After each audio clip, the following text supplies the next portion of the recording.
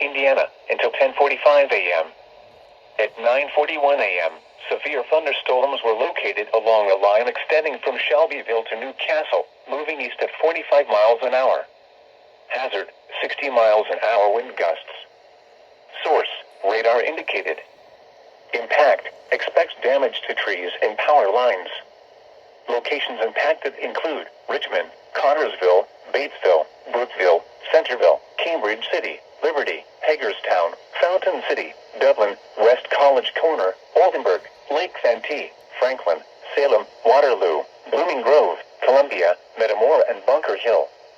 This includes the following interstates: I-70 in Indiana between mile markers 134 and 156. I-70 in Ohio near mile marker 0. I-74 in Indiana between mile markers 145 and 148.